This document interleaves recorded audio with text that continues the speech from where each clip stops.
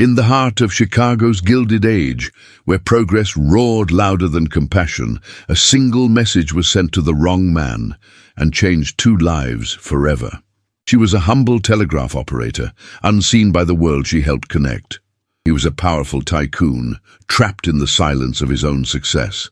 What began as a mistake soon became a secret exchange of souls, letters filled with truth, longing, and the kind of love neither dared to speak aloud. But what happens when ink and honesty collide with pride and power? Tell me, where are you listening from tonight? And do you believe that one letter can change the course of a lifetime? Chicago, winter of 1887. Smoke from the rail yards curled through the frozen air, mixing with the sharp scent of iron and coal. The city pulsed with progress. Carriages rattling along Michigan Avenue, street lamps hissing to life as dusk painted the skyline with copper light. Yet within the narrow rooms of the Western Union office, time seemed to move slower, marked only by the rhythmic tapping of telegraph keys and the soft rustle of paper. Ellen Prescott sat at her desk near the frosted window, her gloved fingers trembling slightly from the cold that seeped through every crack of the walls. The faint glow of a gas lamp illuminated her face, pale, thoughtful, and lined with quiet exhaustion. Her hazel eyes followed the flow of coded messages that passed through her hands, words meant for others, fragments of lives she would never know. Each day began the same way, the hiss of steam from the rail lines, the clicking of machinery, and the ache of her heart pressing against a silence she no longer dared to break. But on that particular evening, when the streets outside glistened with a thin layer of ice, Ellen's thoughts drifted toward her sister Clara, whom she had not seen in years. A letter half-written lay beside her telegram pad, a confession of longing, of regret, of the weight of solitude. She hesitated, reading it again under the lamplight. It was not a message for sending, merely one of those letters she wrote to herself when words became her only companions. Still, as the office grew emptier and the shadows lengthened across the walls, she copied a few lines onto a telegraph form, thinking to finish it later. Her heart, heavy with weariness, sought relief in the familiar rhythm of the keys. But a small error, one misplaced symbol, would change everything. Unaware that her personal message had been transmitted with the evening dispatches, Ellen tidied her station, placed her shawl around her shoulders, and stepped into the bitter cold. Snow fell softly over the rail lines, each flake glowing briefly beneath the gas lamps before vanishing into the dark. She pulled her cloak tighter, never imagining that her quiet words were already on their way to a man who had long forgotten what tenderness felt like. In a grand office overlooking the same city, Henry Caldwell sat alone behind a mahogany desk. The fire burned low, casting shifting shadows across portraits of locomotives and steel bridges, symbols of an empire built through precision and will. His expression was calm, almost cold, the face of a man who had learned to silence the noise of grief by surrounding himself with work, yet beneath that discipline there lingered a sorrow he refused to name. When the telegram arrived, Henry reached for it without interest. He received dozens each day, figures, reports, endless negotiations. But this one was different. The message bore no company seal, no formality, no address of trade, only a simple line of words that trembled with emotion. I sometimes wonder if there is still kindness left in a world built on ambition. Henry read it once, then again. The words struck him like an unexpected note in a symphony long forgotten. They were neither pleading nor naive, only honest. He leaned back in his chair, frowning slightly as the firelight flickered across his eyes. Somewhere behind those words, he sensed a woman's voice, quiet but strong, shaped by hardship and dignity. For the first time in years, he did not dismiss the paper. Instead, he placed it on his desk, beside a letter he had never opened, one written by his late wife before she died.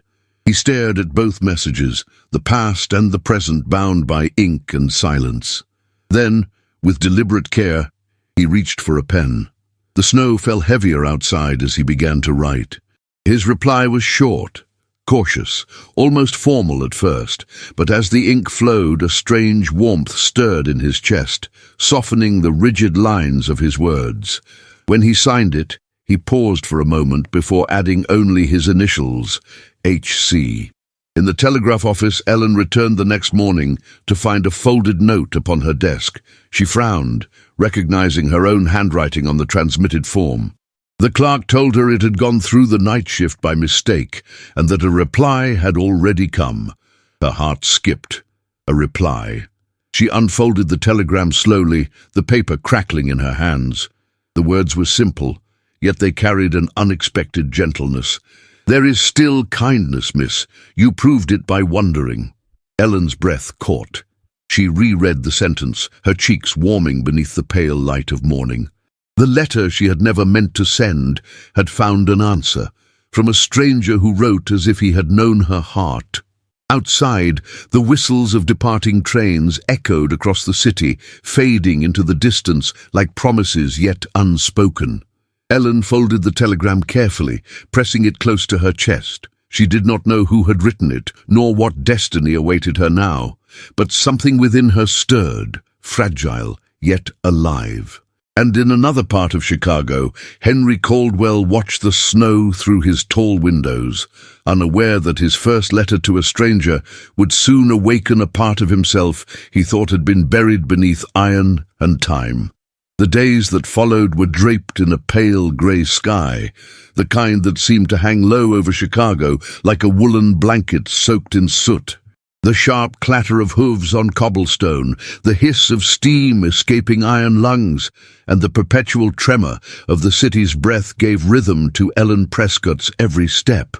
Yet beneath that mechanical hum, something quieter stirred, an unspoken pulse, hidden deep within the folds of her everyday life. Ellen had always believed herself to be a woman of reason, of steady hands and modest dreams.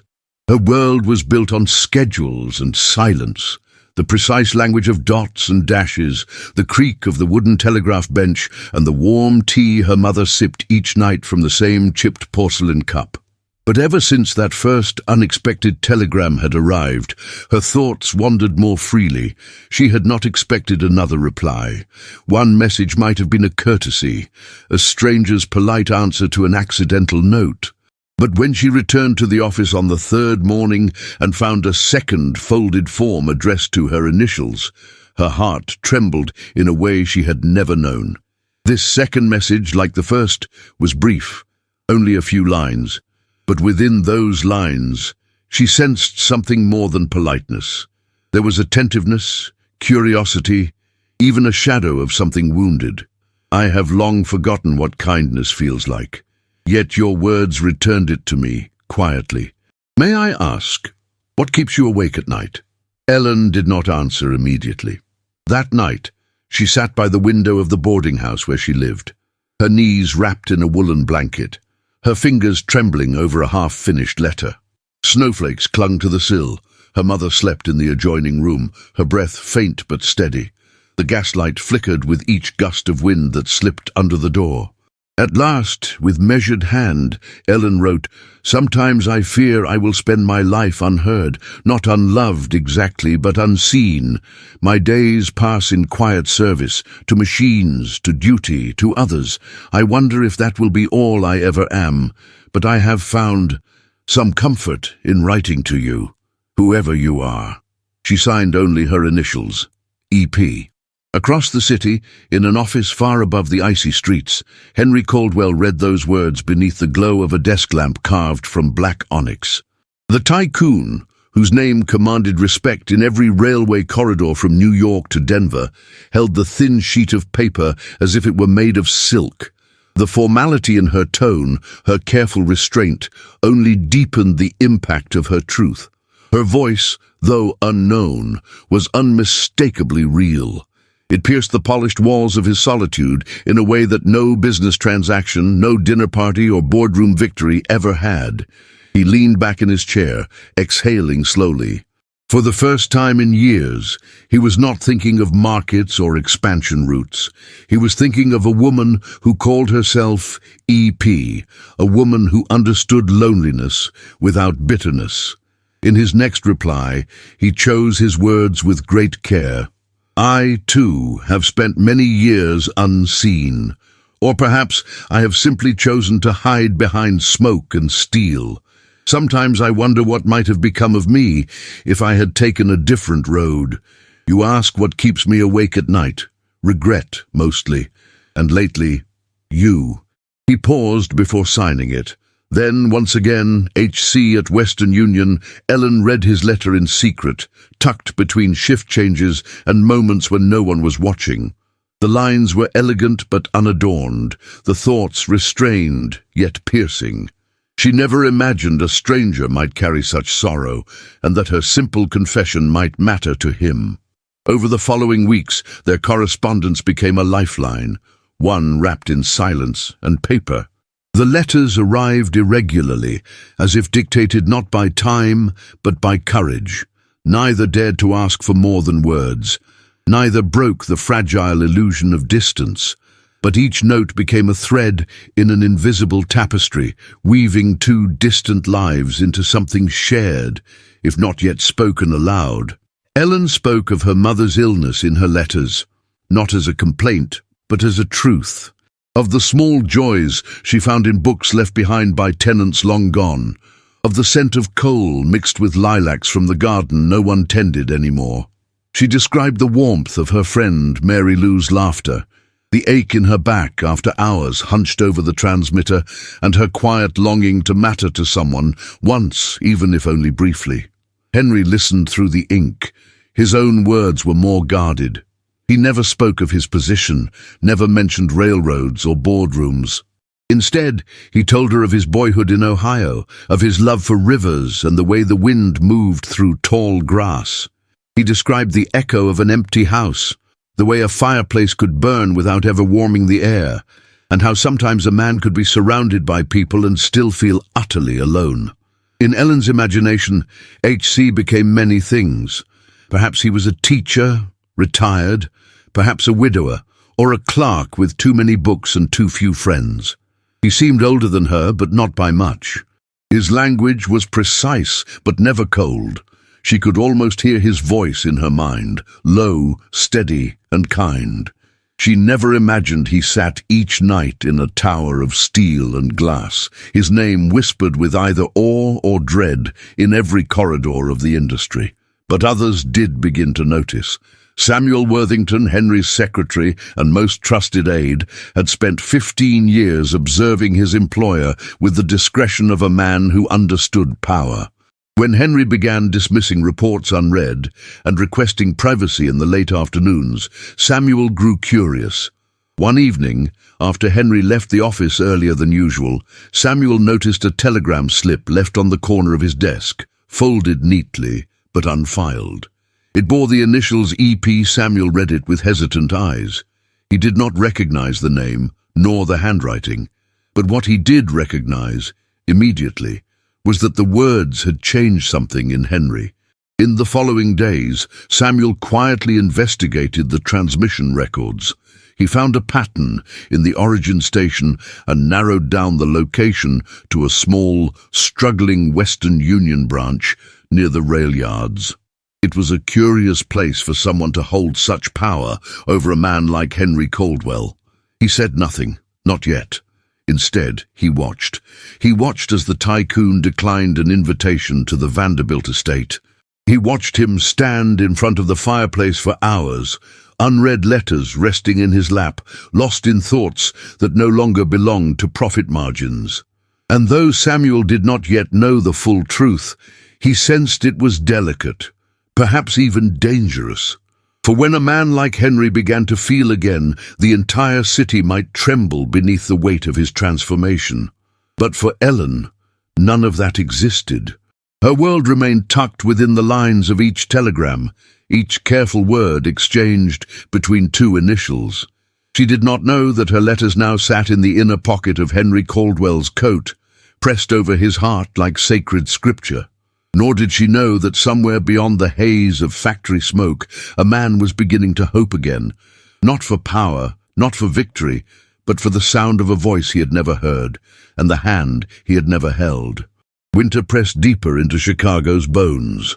The city stood beneath a leaden sky, the lake wind biting at the seams of every coat and creeping through the cracks of tenement windows. Ice formed delicate webs on the corners of horse troughs and along the edges of brick buildings, as if time itself had slowed, suspended in frost. In the Western Union office near the rail yards, Ellen Prescott stood by the tall window with a pot of warm tea cupped in her hands. Her breath clouded the glass, and she rubbed the pane with the edge of her sleeve, revealing a street that seemed caught between motion and stillness. Men in heavy coats rushed past, hats pulled low, boots splashing through slush. A flower girl tucked her freezing fingers beneath her shawl. Smoke rose in narrow ribbons from the foundries in the distance, and across the street, without warning, her gaze landed on a man watching her. He stood beside a black carriage trimmed in silver, the kind that belonged to someone of influence. His coat was made of fine wool, and his top hat cast a shadow across his eyes. But even through the fogged glass, she could feel the weight of his stare. Calm, deliberate, strangely solemn. Something in her chest fluttered. Not fear, not recognition, just a quiet pull, like the whisper of an old melody whose lyrics she had long forgotten. She turned away quickly, her cheeks flushed. She chided herself for imagining things. Important men didn't stand in the snow, gazing at telegraph windows. And yet, she lingered near the sill a moment longer. The man did not move. He merely observed. Then, as the streetcar bell rang in the distance, he tipped his hat, an almost imperceptible gesture, and stepped back into the waiting carriage. The horses clattered away, leaving only steam in their wake. Ellen returned to her desk, her heart drumming softly beneath the lace collar of her blouse. She would not mention it to anyone, not even Mary Lou, whose playful suspicions would surely turn the incident into a romance of its own. But that night, when the last transmission had been sent and the city quieted beneath a blanket of snow, Ellen sat in the corner of the small boarding-house parlour with a fountain pen in hand and a blank sheet of paper resting on her knees. She began her letter without salutation. Their names, if they were even true, remained absent from the page. But what unfolded in her writing was more intimate than any title could contain. When I was a girl, I believed the world to be made of stories. I thought everyone carried a secret tale waiting to be heard. My father used to tell me the wind over the lake was a song from the past, and if I stood very still, I could hear what had been lost. But somewhere along the way, I stopped listening. I don't know why. Perhaps grief dulls the ear, or perhaps the city is too loud to remember quiet things. She paused, her pen trembling. Then she continued.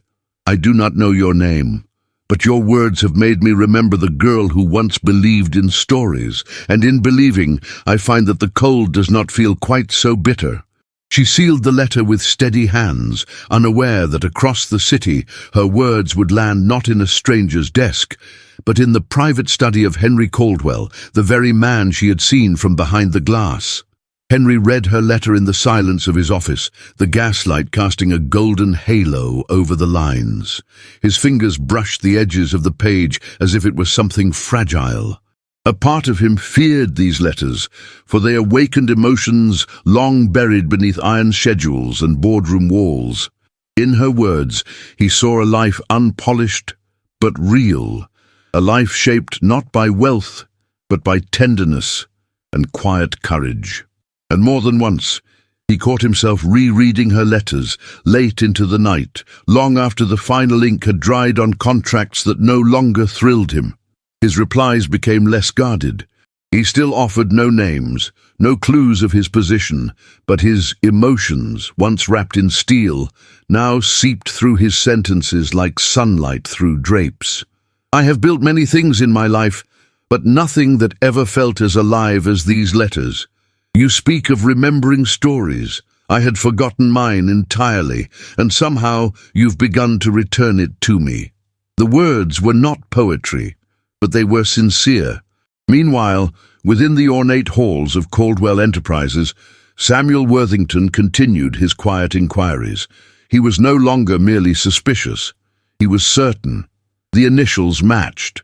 The originating telegraph office was consistent, and one glance through the employee records confirmed what he had suspected.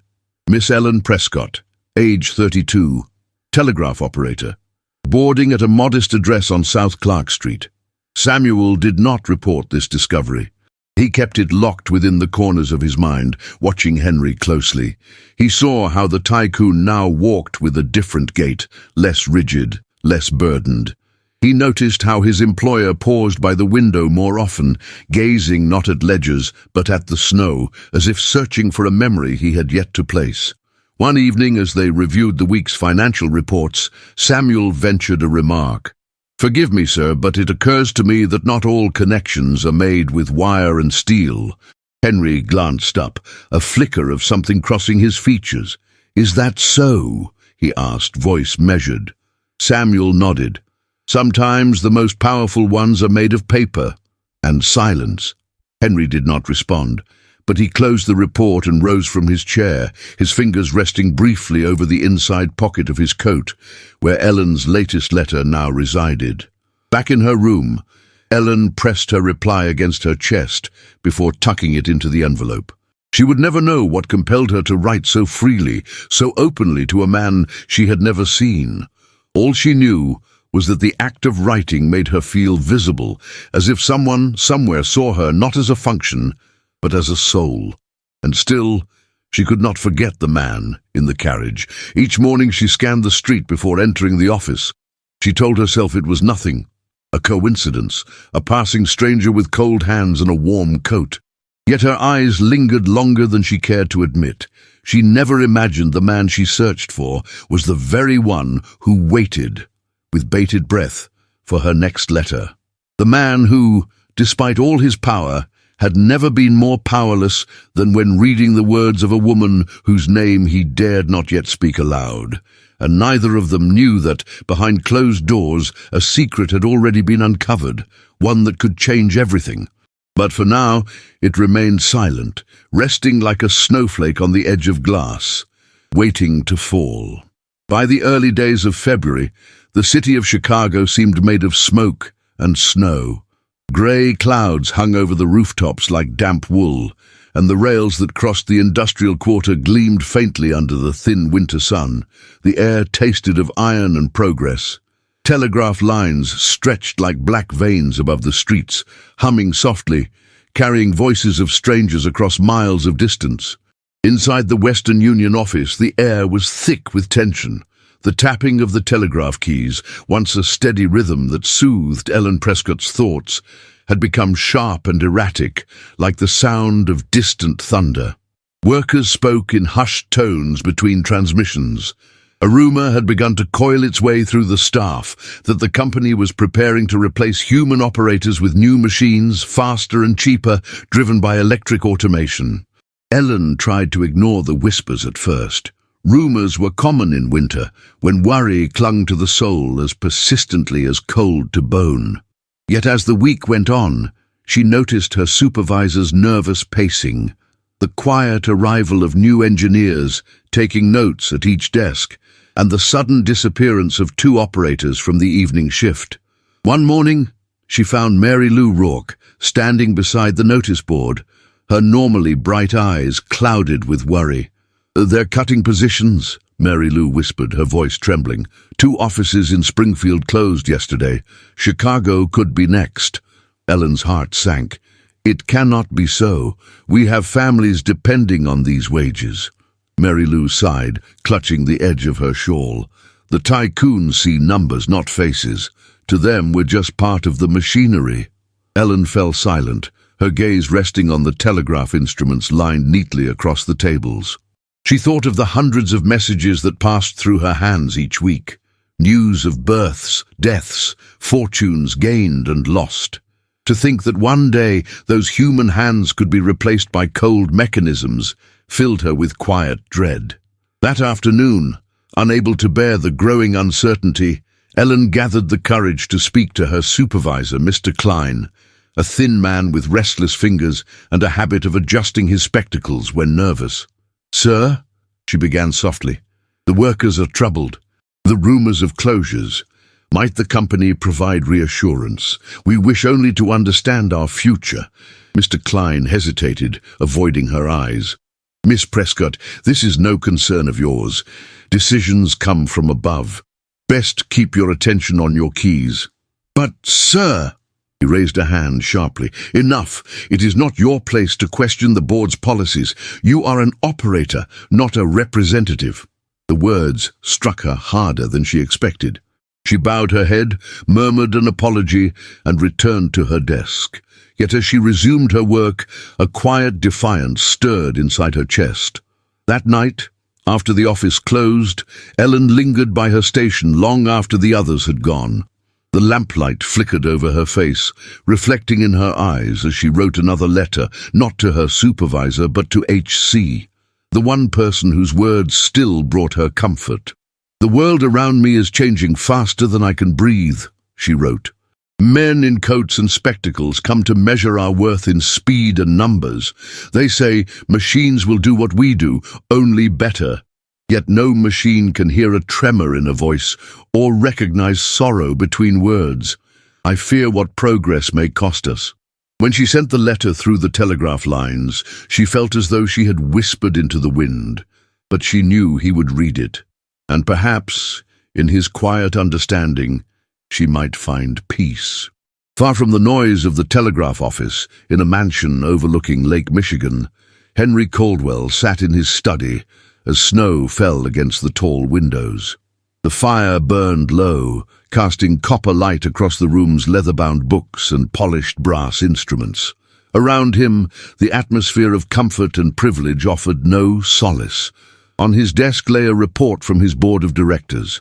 The lines were precise, written in the cool language of commerce. Reduce expenditures by 20%. Close underperforming branches. Automate where possible. Among the list of suggested closures, one name stood out to him like a wound: Clark Street Telegraph Station, the very office where Ellen worked. He leaned back, running a hand over his face. His heart, once hardened by years of business, now rebelled against the logic that had built his fortune. Ellen's words echoed in his mind. No machine can hear a tremor in a voice. For the first time, he questioned whether progress was worth its price. When Samuel Worthington, his loyal assistant, entered the room, he found Henry staring at the document in silence. "You have not signed the directive, sir," Samuel noted quietly. Henry's gaze remained fixed on the paper. "I will not sign it. Not yet. May I ask why?" Henry hesitated. "Because sometimes the numbers lie. They speak of profit, but never of consequence." Samuel studied him for a moment, the faintest trace of sympathy in his eyes. "You have changed, sir. A few months ago, you would have signed it without hesitation." Henry's lips curved in a faint, almost bitter smile. "Perhaps a few months ago I had nothing left to lose. Now," he paused, the firelight catching the edge of his expression, "now there is something, someone I cannot harm, not even unknowingly." Samuel's brow furrowed. "The woman you write to." Henry turned sharply. "You know?" "I know enough," Samuel replied gently. "I have read her name on the dispatch records. Miss Ellen Prescott, a telegraph operator of modest means." The air between them thickened. Henry rose, his posture tense but not angry, merely weary. "She does not know who I am, and she must never find out." "Then you are building a tower upon sand," Samuel said, his voice low. "Secrets, even noble ones, do not last. You cannot keep her in the dark forever." Henry's eyes softened with a mixture of pride and despair. "You think I do not know that? Every time I sign my name as H.C., I feel the weight of the lie. But if she knew, if she saw the name Caldwell on the letterhead, she would stop writing. She would see only the title, the fortune, the man she is taught to mistrust." Samuel lowered his gaze. "Then perhaps she deserves the truth, before the truth finds her first." Henry said nothing. He turned back toward the window, watching as snowflakes melted against the glass and slid down in pale rivulets. Each flake dissolved upon contact, as fragile and temporary as the comfort he found in Ellen's letters. Later that evening, he unfolded her most recent message again. Her words were simple, but each line trembled with quiet dignity. As he read, he imagined her face. He had seen it only once, through the frosted window of her telegraph office, yet it haunted him. The way she had stood, shoulders squared against the cold, light tracing the curve of her cheek, it had burned itself into his memory. He wrote a reply, slower than usual. "You speak of change, of fear for what may come. Yet it is you who remind me that what cannot be replaced still matters. Machines may quicken our world, but they cannot feel its pulse. Perhaps what frightens me most is that I am part of the same machine." He paused, his hand trembling slightly.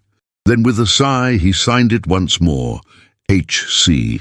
At dawn the letter reached Ellen. She read it before the others arrived, standing by the window where frost had gathered overnight. The words carried warmth even in their restraint. For a long moment she simply held the telegram to her chest, her eyes glistening. She did not know that the man who had written those lines sat in boardrooms that decided her future. Nor did she know that far beyond her understanding, her quiet courage had already begun to alter the rhythm of his heart. But as the morning sun broke through the smoke and glimmered faintly on the telegraph wires outside, Ellen felt a strange certainty rise within her. Even if the world was made of iron and progress, somewhere between those cold threads, humanity still lived, and for the first time in years, she no longer felt alone. The morning arrived beneath a sky of pale copper, its hue tinged by the soot that lingered over Chicago's industrial quarter like a warning. Along the railways, men stood in silence, caps pulled low, faces drawn with a fury too long restrained. The city, always loud and impatient, now moved with a strange, charged stillness, as if waiting for a match to be struck. Within the Western Union office, Ellen Prescott arrived early, her fingers still red from the cold. She wrapped her shawl tighter around her shoulders and lit the lamp at her desk. The office had grown quieter in recent days, not for lack of messages, but because even the urgency of telegrams could not drown the rising tension outside. Rumors of unrest had escalated to warnings, and warnings into threats. A strike was no longer whispered, it was imminent, but she had work to do. She always did. As she prepared her station, Mary Lou rushed through the door, cheeks flushed from the cold and voice breathless. "They're saying it starts today," she whispered. "The rail yard men, the unions. It's going to spread." Ellen turned toward her, steady despite the tremor that passed through the room. "And our office?" Mary Lou shook her head.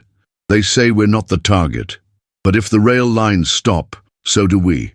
No messages. No movement." Ellen returned to her chair, her hands stilling over the metal keys. Outside, the streets were too quiet. Even the usual whistle of the morning train was absent, as if the city's pulse had missed a beat. Just before noon, the door opened again. This time, it was not a messenger or clerk. It was a man in a long black coat, the lapels trimmed in fine velvet, his presence commanding without uttering a word. His boots were polished, untouched by the mud of the streets, and his dark gloves held a folder of papers bound in leather. His hat remained in his hand as he stepped further inside. Ellen turned, and her breath caught mid-motion. It was him. The man from the street, the stranger she had seen through the glass weeks ago, the one whose gaze had lingered upon the building as if he carried questions too heavy for words. He did not speak at first.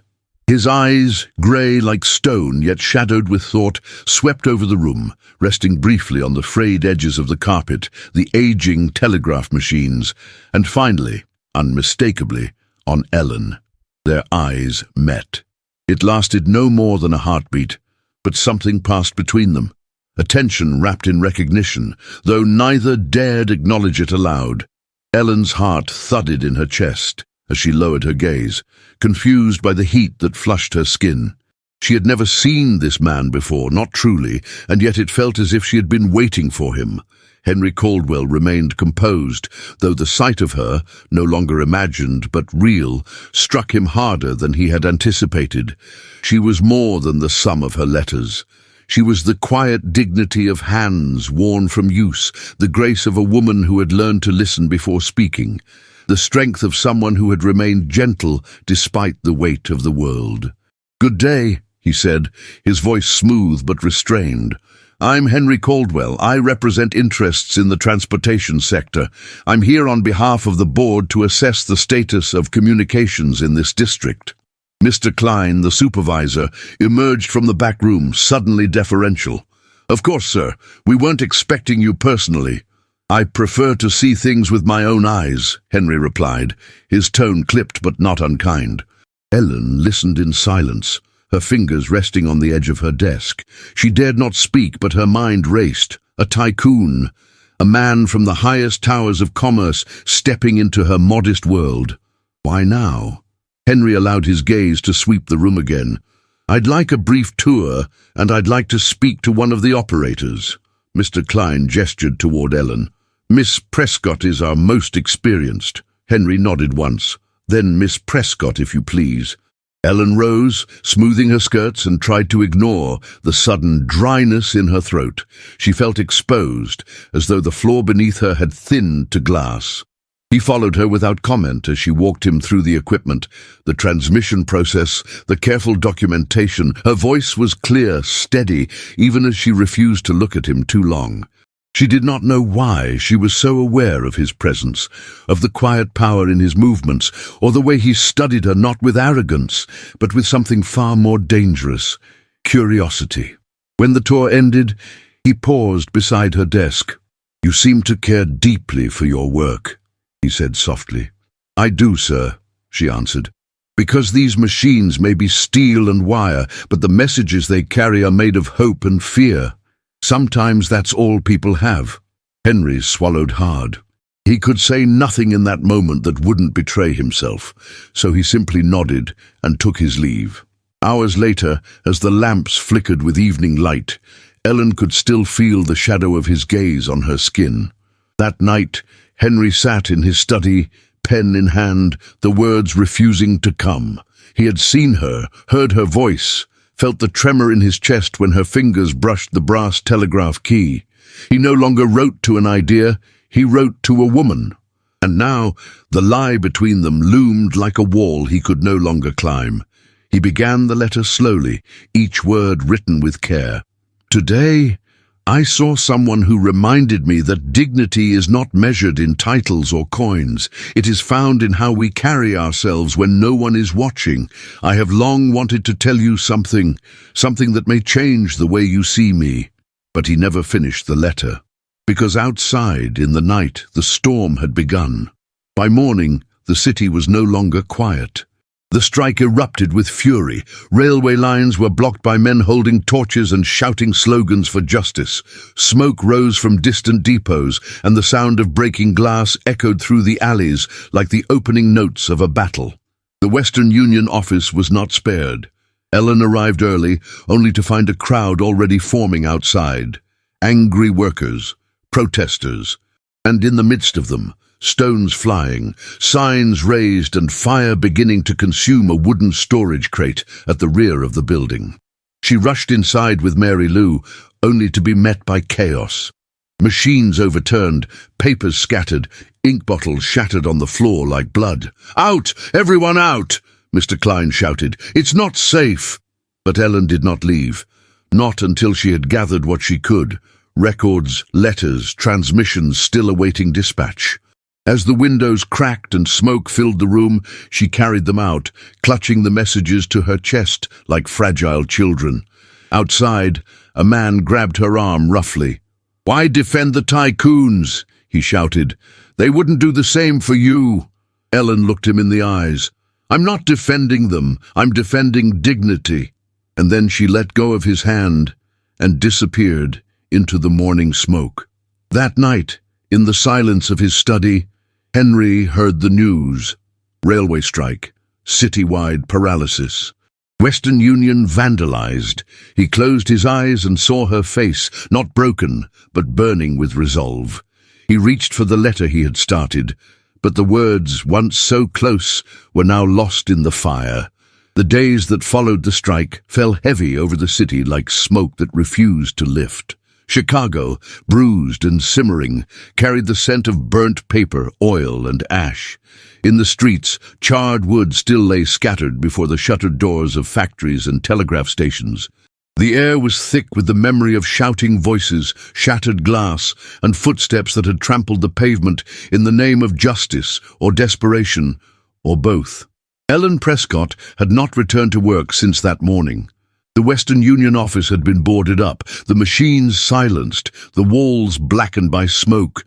But Ellen, who had emerged from the chaos not just unbroken but somehow stronger, found herself unable to simply wait for life to resume its course. Something inside her had shifted, something irrevocable. She had not written to HC since the night before the uprising. Her last message still echoed in her thoughts, a quiet admission of uncertainty, of hope clouded by fear. She had expected a reply, longed for it, but as the days passed and no answer came, she told herself it was understandable. Who could think of words when the city itself had caught fire? Instead, she walked. Each day, wrapped in her faded wool cloak and with a notebook hidden beneath her arm, Ellen moved through the neighborhoods most scarred by the strike. She listened to workers, noted names, recorded stories. A boy who had lost his father in a stampede at the stockyards. A mother turned away from the infirmary because she could not pay. A man with ink-stained hands who spoke of machines replacing men as if it were already decided by gods no one had ever seen. Mary Lou warned her more than once. "Ellen, you're risking everything. You've no employment contract anymore, no protection." But Ellen simply smiled and replied, "Then perhaps I am finally free to be useful." The local paper, the Evening Tribune, published an anonymous account of the riots a few days later. The article, written with unflinching honesty and a rare tenderness, spoke of courage, loss, and quiet defiance. Though unsigned, its style carried Ellen's fingerprints. Henry recognized them the moment his eyes fell upon the headline, "A woman in the crowd." He sat alone in his study, the fire behind him flickering low. The letter he had once begun, his confession, his unveiling, remained folded in a drawer, unfinished. Each day since the strike, he had replayed the moment he had seen her standing amid smoke and danger, cradling the letters she had saved from the wreckage. And each day he had hesitated, but no longer. That evening, after the lamps had been lit and the streets began to empty, Henry stepped out of his carriage in front of a modest boarding house on South Clark Street. He wore no overcoat despite the chill, only his dark wool suit and gloves. In his hand, he carried the letter he had rewritten a dozen times. The housekeeper greeted him with confusion, uncertain whether to summon the tenant in question. Henry declined gently. "I'll wait," he said, his voice low. Outside, a dull. The parlour's windows were fogged with the heat of the fireplace inside. Through them, he could see shadows moving, soft outlines cast by candlelight and conversation. He stood beneath the stoop's gas lamp, the flame flickering just above his shoulder, illuminating the snow that had begun to fall again in slow, deliberate flakes. Then he heard her voice. Ellen's voice was unmistakable. She was speaking to another tenant, her tone composed but firm.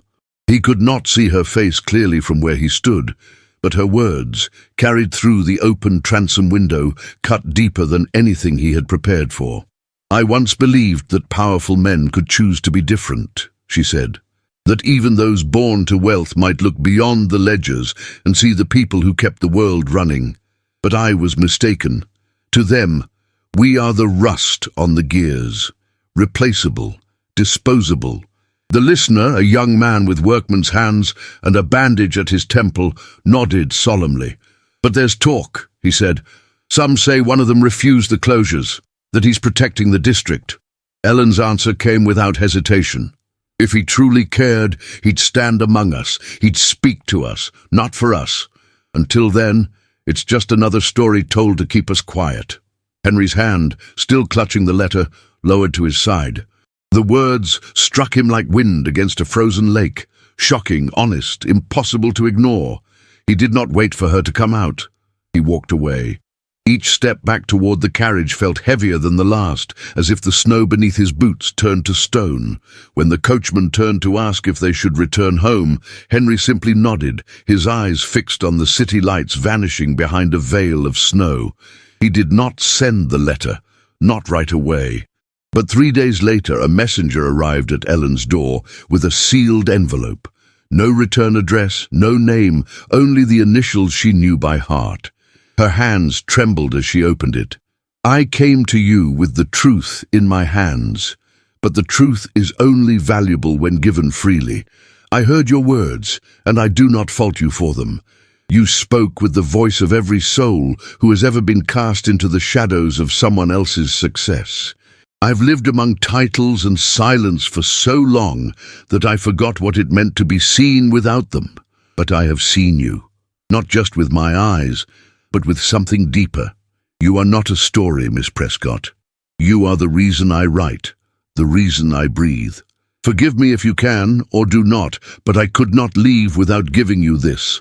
The name you have unknowingly addressed in each letter. Henry Caldwell. Ellen read the name again and again. The candle beside her flickered violently, as if caught in the wind, though the room was still. Her mind could not grasp what her heart already knew.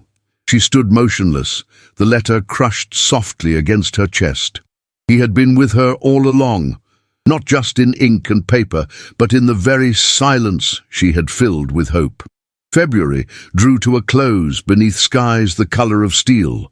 Chicago, still bruised by the strike and its aftermath, wore its wounds in silence. The snow no longer fell as gently. It drifted in heavy sheets, staining the corners of rooftops and burying the debris that had not yet been cleared. And though the city's carriages rolled forward and telegrams once again passed through copper wires, something had shifted beneath the surface. At the modest boarding house on South Clark Street, Ellen Prescott lived in a quiet she no longer welcomed. The letter bearing Henry Caldwell's name rested at the bottom of her writing desk, folded and unread since that first night. She could not bring herself to destroy it, yet neither could she open it again. The man she had imagined, the one whose words had once lit the dim corners of her heart, had turned out to be real, and that reality had shaken her more than any lie. She had stopped writing, to him, to anyone. The words, once her refuge, had dried up like ink left too long in winter air. Her evenings were now spent by the hearth, sewing seams she had already mended twice, listening to the soft wheezing of her mother asleep in the adjoining room. Mary Lou visited often, urging her gently to return to her writing, to the Tribune, to the Western Union Post soon to be repaired, but Ellen offered only vague smiles and the occasional, perhaps tomorrow. The truth, unspoken, hung between them like smoke, persistent, bitter, impossible to clear. Across the city, in the shadows of a marble estate overlooking the lake, Henry Caldwell wandered the cold halls of his home like a ghost in mourning. He no longer dined with guests, no longer attended meetings in person. The servants moved about with caution, whispering of a man who once governed with precision, now haunted by silence. In his study, the fire often burned out without him noticing. Letters from the board remained unopened. His correspondence lay scattered across his desk, a monument to abandonment. And still, on the edge of that same desk, remained a single box, filled with the letters she had written to him, each one unfolded, smoothed, and reread until the ink had begun to fade. He had been wrong to believe that the truth, when revealed, would set them free. It had only deepened the distance. It was Samuel Worthington, loyal and perceptive as always, who finally broke the silence. Late one evening, he entered Henry's study uninvited, his wool coat dusted with snow, his eyes steady beneath his spectacles. "I've just come from the Clark Street district," he said quietly. Henry looked up from the fireplace where no flame burned. And? Samuel paused, then stepped forward.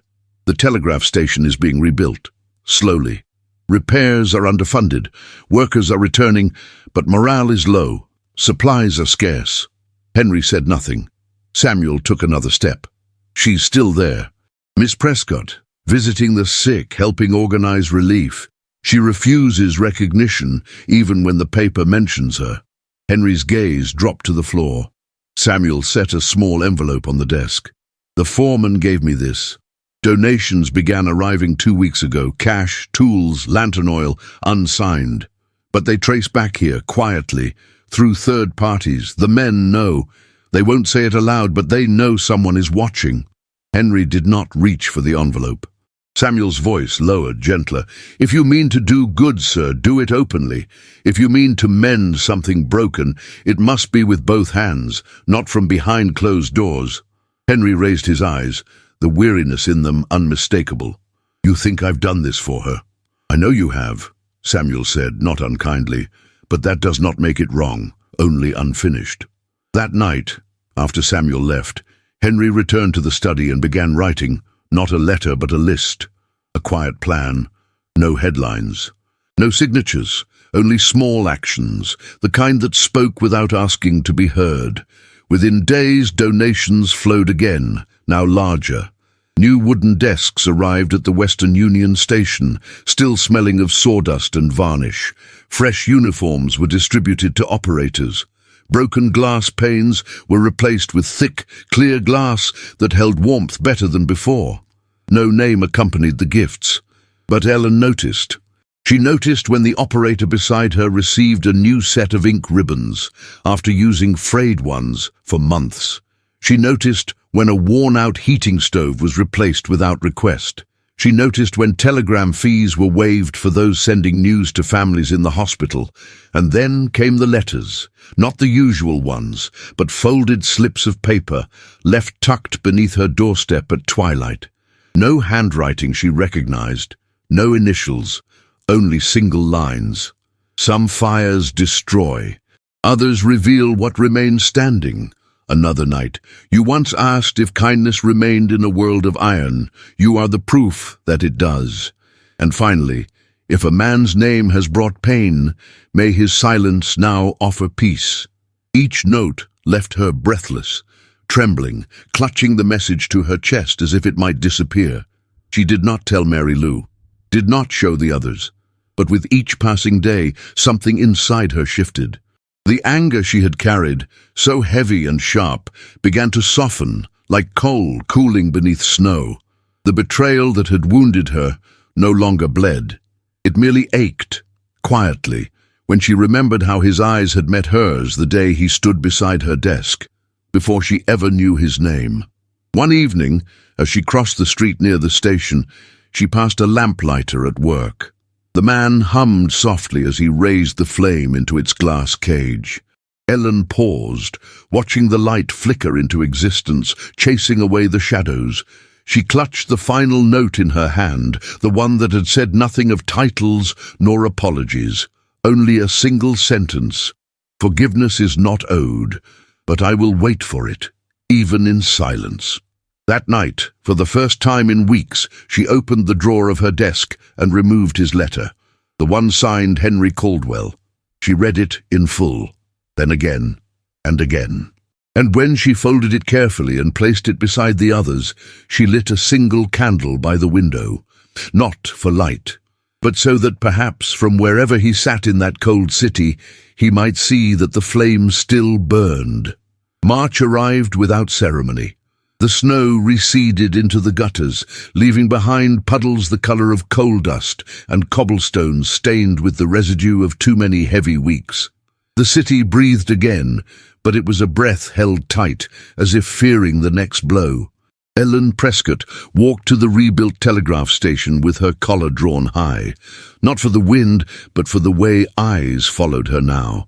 Whispers rose in her wake, not hostile but charged.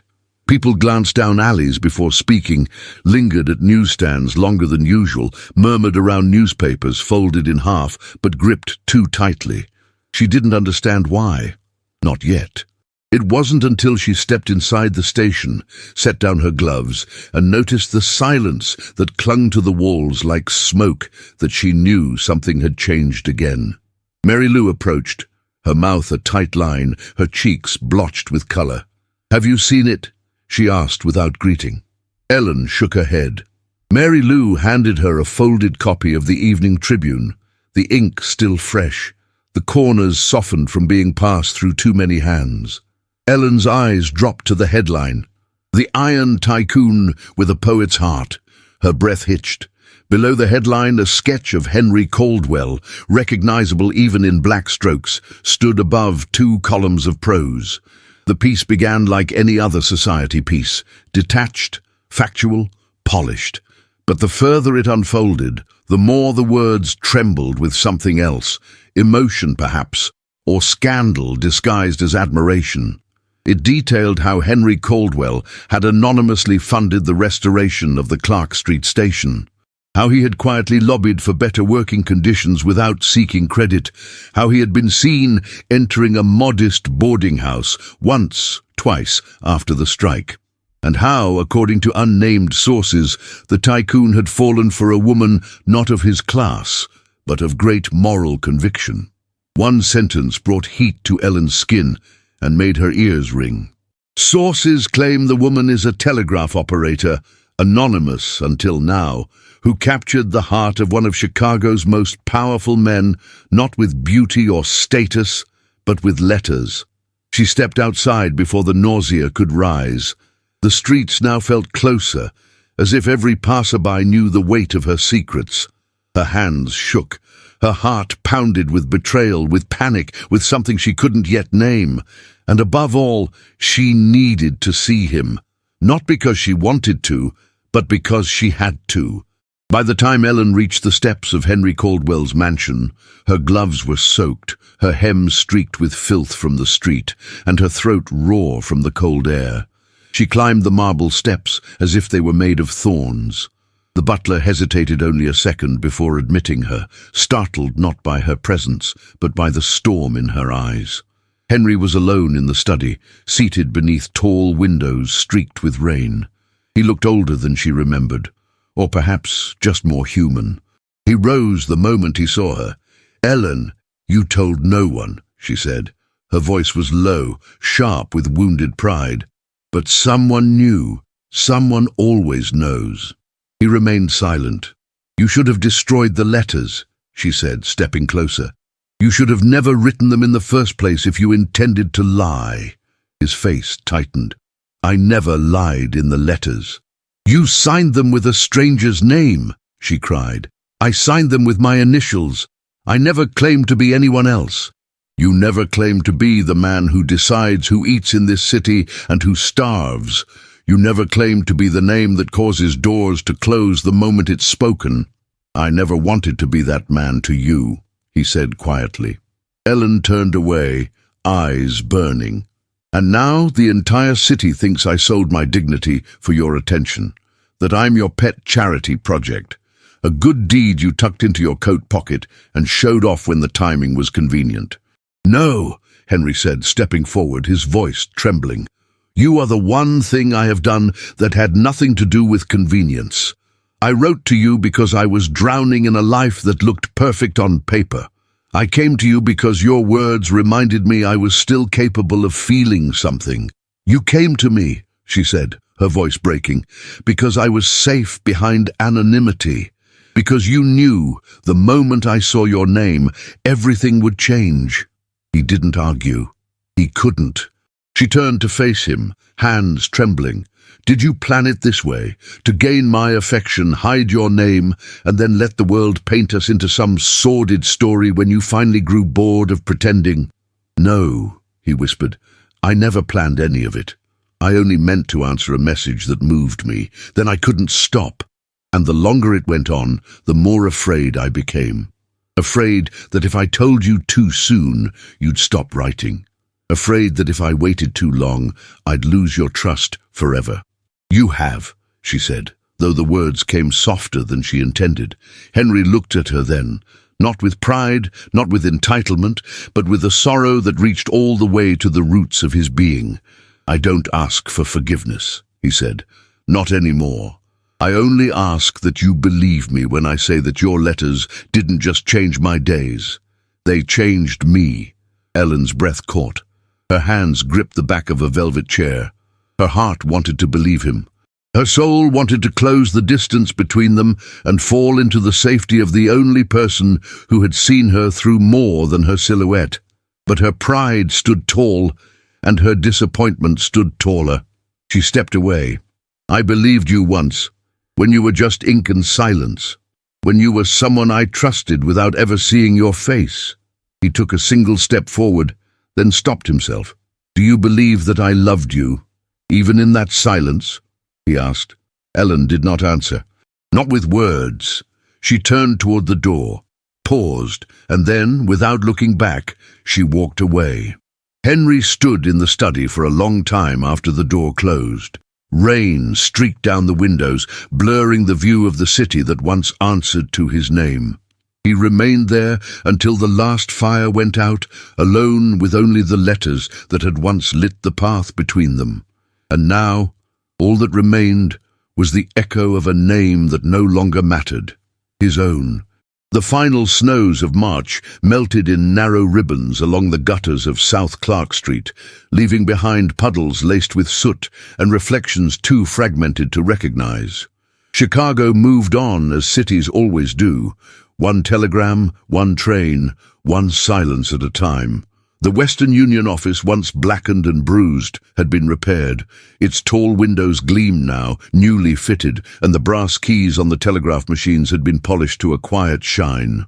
But even with the repairs, something within the station felt softer, as if the walls themselves remembered the voices that had once echoed there in smoke and anger. Ellen Prescott resumed her work in silence. She arrived each morning before the light fully rose and left only after the last message had been filed. Her eyes, once bright with inner monologue, were now distant, as if she lived half in the present and half in the memory of someone who no longer wrote.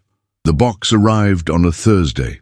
It was left with the morning deliveries, small, square, and crafted from smooth walnut wood, with a carved edge that bore no monogram, no crest, nothing but the grain of time etched in silence. The young delivery boy had no explanation. She brought it into the back room, placed it on the desk beside the window, and stared at it for several minutes before lifting the lid. Inside, carefully bundled in silk ribbon, were her letters. Every one she had sent. Each one flattened, preserved, their ink still strong, their creases lovingly smoothed. Beneath them lay a folded note. Her hands trembled slightly as she opened it, the handwriting unmistakable even before she saw the signature. "I kept them because they saved me. If they no longer mean anything to you, return them. I will understand. H." Ellen pressed the letter to her chest. A storm gathered within her, not of anger, but of ache. The kind that settled in the lungs and made it difficult to speak, even when no one asked her to. The letters were not a gesture. They were not an apology. They were a relic of something unspoken, something real. He had not sent them to ask for her heart again. He had sent them because he had nowhere else to keep the parts of himself that had once belonged to her. She sat still for a long time before rising, leaving the box untouched. She did not tell Mary Lou. She did not ask permission. That afternoon, when the sun dipped low and the streets began to empty, Ellen walked the 7 blocks to the train station. Gloveless, bareheaded, her coat still fastened with the mismatched button from winter. Union Station was quieter than usual. The strikes had shifted timetables, and though trains still arrived and departed, they did so with less ceremony, less bustle. The tiled floor glistened with melted snow, and the scent of coal and iron filled the air. She moved past the ticket counters, past the great arches, until she reached the far end of the platform, track 5. She remembered this place. It was here, weeks ago, that she had paused one morning to observe the carriages pulling away. She had stood beside the waiting rail, unaware that across the platform someone else had stood in the shadow of a pillar, watching her in silence. Now, beneath the same roof of iron and glass, he was there again. Henry Caldwell stood alone. No guards, no assistants, no hat, only a charcoal overcoat buttoned to the throat, his hands clasped in front of him, his posture neither proud nor expectant. He saw her as she approached, but he did not move forward. Ellen stopped 3 paces away. For a moment, the world dissolved. No trains, no announcements, no wind. Only 2 people and the ache of everything they had not said. "I wasn't sure you'd come," he said, voice low, touched by something fragile. "I wasn't sure either," she replied. He nodded once. "I'm leaving the city." Her heart clenched, though her face remained still. "I'm not running," he added. "Not from scandal, nor from shame. Only from the man I used to be, and towards something quieter. Something I haven't known in a very long time." Ellen looked at him. Not as a tycoon, not as the name printed on society columns, but as the man who had once signed a letter with only 2 initials and written truths, too tender for any room but her heart. "And what is it you hope to find out there?" she asked softly. He inhaled slowly. "Nothing," he said. "Only peace, and the hope that silence this time won't be a burden, but a choice." She studied him, the lines near his eyes, the weariness that no wealth could erase, and beneath it, something else. Humility, perhaps, or simply fatigue from having fought too long to be someone the world applauded, while losing the only thing that had made him feel human. She took a single step forward. "You asked if the letters still meant something," she said. "They do, they always will." Henry swallowed, the tension in his jaw faltering. "But I can't give you back what we had," she added. "Because what we had was protected by illusion. It was written in a world where names didn't matter." "I know," he said, almost a whisper. She reached into her coat and withdrew 1 single letter, the first he had sent her, still folded at the edges, still faintly scented with the ink he used. "I'm not returning all of them," she said, her voice trembling. "Only this one, so you remember who you were, before you told me your name." He accepted the letter with both hands. No words followed. Ellen looked past him at the train waiting at the platform, steam curling into the evening like a curtain about to fall. "I hope," she said, her eyes meeting his for one last moment, "that wherever you go, you continue writing, even if it's only to yourself." He nodded, his throat too tight for speech. She turned to go, but before she could take the second step, he spoke again, softly, almost brokenly. "I'll wait," he said, "not for an answer, just for the memory to remain." Ellen did not look back. She walked through the station, her chest rising with a breath that hurt and healed all at once. And when she stepped into the cold night air, she closed her eyes, letting the wind wash over her like a benediction. Behind her a train whistled once, sharp, clear and full of farewell. The train waited like a breath held in winter. Its black body glistened beneath the early morning mist that rose from the tracks like a veil. Steam hissed from beneath the wheels, white and restless, curling around the boots of passengers moving with purpose. Porters lifted trunks onto carriages. Children clutched the hands of mothers in quiet awe. The station, usually heavy with voices and movement, seemed to slow for her, just for her. As Ellen Prescott stepped onto the platform, she wore her simplest travelling coat, the one without satin trim or brass buttons. It was not the garment of a woman running toward a future. It was the coat of someone leaving something behind, with reverence, not regret. Her hands held no luggage, only choice. He sat near the window, just as he had the day before, though neither had spoken since. Henry Caldwell, once shadowed by rooms filled with chandeliers and whispered titles, now sat like any other man, shoulders slightly hunched, hat resting on his knee, eyes not searching, but waiting. His overcoat, worn at the cuffs, bore no crest or silver chain. The man who had once ruled over rail lines and towers of smoke was now simply a passenger. Ellen approached without a word. She stepped into the car and down the narrow aisle with quiet steps. When she reached him, she did not speak. She simply sat beside him. Her gloved hand, slow and deliberate, reached across the space between them and found his. He did not turn to look at her, but the way he exhaled, slow, measured, reverent, said everything. His fingers closed around hers, as if he had been holding his breath for 1,000 days, and only now remembered how to breathe. The train pulled forward, its wheels creaking in protest before settling into rhythm. They did not speak for miles. Outside the windows, the city fell behind them, bricks and soot and long chimneys reduced to silhouettes beneath a rising sun. The farther they travelled, the cleaner the air became, the softer the landscape turned. Fields gave way to frozen streams, and the sky opened wide above them like a letter unfolded. Henry stared out the window for a long time, the shadow of Chicago clinging to his thoughts. But when he finally turned to her, what he found was not doubt or confrontation. It was peace. They reached their destination by nightfall, a small town along the eastern shore of Lake Michigan. No carriages waited for them. No one called their names. They walked from the station in silence, the sound of their footsteps muffled by a dusting of snow. A modest home sat on the edge of a wooded lane. Its shutters were plain, its roof sloped with quiet dignity, and its porch faced the water as if it had always been waiting to witness something worth remembering. Inside, the rooms were still. A fire crackled in the hearth, a kettle waited on the stove. Everything was simple, clean, chosen. No servants moved through the hall, no polished silver reflected flickering candlelight. There were no portraits on the walls, no evidence of the past they had left behind. Only books on the shelf, a table for two, and silence, the kind that doesn't suffocate, but settles gently around the heart.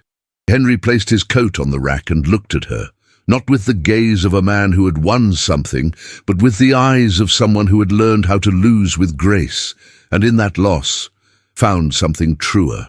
"You don't owe me this," he said softly. Ellen stepped out of her shoes, unpinned her hair, and met his gaze. "I didn't come to settle a debt," she replied. "I came because there was no place else I wanted to go." In the months that followed, they lived not as society had once defined them, but as they had chosen for themselves. He became a man who rose early to fetch firewood, who wrote in the margins of old books, who grew quiet when the wind stirred the lake too fiercely. She became a woman who walked barefoot in spring, who returned to writing not for publication, but for herself. A woman who no longer feared being invisible, for she had been seen, completely, irrevocably. They kept the box of letters in a drawer near the hearth. They never reread them aloud. But once in a while she would place her hand over the lid, as if reminding herself that even paper could survive the fire if held with care. Their days unfolded not in grandeur, but in gestures, a steaming cup of tea left on the window ledge, a glove mended by the fire, a glance held a second longer than necessary. And their nights, their nights were wrapped not in silk, but in breath and warmth. The kind of closeness that asks for nothing but presence. No vows, no claims, just the sound of two souls exhaling the weight of everything they once carried. He was no longer Caldwell the Tycoon, she was no longer Prescott the operator. They were Henry and Ellen, two people who had built a home not out of bricks or fortune, but out of letters, faith, and the impossible courage it takes to love without guarantees. Their story was no longer written in telegrams or newsprint. It was written in days, in the way she lit the lamp before he entered a room, in the way he kissed her temple each night without needing a reason, in the silence they shared, one that spoke more than all the words they had ever exchanged, a silence no longer made of smoke, but of peace. Lake Michigan, spring of 1899. The wind had softened with the season. Where once the cold had sliced through wool and pride alike, now the breeze carried the scent of lilacs and wet earth. The lake, ever faithful, glimmered beneath the morning sun like a polished coin tossed by time itself. The world had changed, and yet some things remained untouched. The modest house on the hill stood just as it had those 12 years before, its white shutters faded now, its wooden porch creaking with memory. Ivy curled along the stone foundation, and inside, laughter echoed faintly from the kitchen, where a girl with her mother's eyes and her father's stillness stirred dough with more enthusiasm than technique. Henry Caldwell, his hair now touched with silver, sat beneath the old elm tree by the water's edge, a leather-bound journal resting on his knee. His hands, once accustomed to signing contracts worth fortunes, now moved with quiet purpose, sketching, not words, but moments. He drew the girl in the window, the curve of her cheek, the way her hair never stayed pinned. Ellen watched from the porch, her arms folded loosely, a smile playing at the corners of her lips. Time had not erased the weight of what they had once endured, but it had mercifully softened the sharpest edges. Her eyes, still a warm hazel, held stories she no longer needed to tell. They had married quietly 2 springs after the day she stepped onto the train. Not out of duty or convention, but because they both knew that a love built from silence and survival deserved a name, even if the world no longer cared to hear it. Their daughter, Clara, was born in the first summer of their new life. She carried Henry's contemplative nature and Ellen's defiance, wrapped in a small frame and an unshakable curiosity about the world. She asked questions that made poets pause and merchants sigh. And when she wrote, because she had learned to write before she learned to read, her words came like rivers after thaw, honest, relentless, full of life.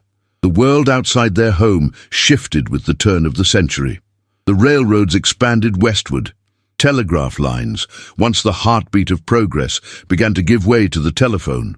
Machines that once seemed threatening now became familiar. Factories rose taller. Newspapers screamed louder. Wealth grew faster and vanished just as easily. The name Caldwell had all but vanished from the boardrooms of Chicago. After Henry refused to return to his position, others took control. Some succeeded, others fell. One man, embittered by Henry's quiet retreat and moral rebellion, had leveraged his ambition too far and lost everything in a market crash in '94. His name, once feared, had become a cautionary tale. Samuel Worthington, loyal to the end, visited once each autumn. He never married, though he carried the gentlest fondness for Clara and always brought her marzipan wrapped in wax paper. He lived in a modest apartment above a bookshop now, and when he spoke of the past, it was with the tone of a man who had stood close to history, but chosen the quiet corner instead of the stage. As for Ellen, she wrote, she no longer published under her name, but her essays appeared in journals and small local papers under the pseudonym E.P. Women read her words by firelight and recognized themselves in her quiet battles, in the dignity of her defiance. She taught Clara that words were not only for telling the truth, but for protecting it. She and Henry did not speak often of how they had come to be. The story was stitched into the walls, in the grooves of the floorboards, in the creak of the porch swing where they sat each evening when the wind turned warm. Their love had changed, not in strength, but in rhythm. It no longer flared like fire in a hearth. It glowed like embers in a lantern, steady and constant. They had known bitterness. They had walked away from each other and chosen to return. That was the difference between romance and devotion, and theirs had become the latter. One evening, as the lake mirrored the soft lavender of the twilight sky, Clara curled beside her father with a book in her lap. "Did Mama really write all those letters before she even knew your name?" she asked, her voice full of wonder. Henry looked up from his sketch and nodded slowly. "She knew my heart before she ever saw my face," he said, and that made all the difference. Inside, Ellen smiled without turning. She had heard him. She always did. The world would go on. Progress would march forward in steel and smoke. But in one quiet house beside the lake, love had outlived the iron. And in the end, that was the only story that mattered. And so this story comes to a close, but not without leaving us with something precious. Ellen and Henry taught us that love isn't always loud. It doesn't always arrive in grand gestures or perfect timing. Sometimes it's born in silence, in ink on a page, in a single glance across a crowded room. And sometimes the strongest loves are the ones that survive the fire, not because they never broke, but because they chose to heal. 12 years later, their hearts still beat, not for what they once were, but for what they built, together, against all odds. This story reminds us that second chances don't come wrapped in certainty. They come with risk, with humility, and with hope. But if we dare to reach across the distance, between class, between wounds, between names, we may just find something timeless waiting on the other side. If this story touched your heart, share it with someone who believes in love that grows quietly but lasts forever. And if you made it all the way here, write the word lantern in the comments. That way, I'll know you were one of the souls who stayed until the final ember. There are more heartfelt stories like this waiting for you. I've left a few up here in the cards just for you. Thank you for watching. And remember, the most powerful stories are the ones we carry with us long after the last word is spoken.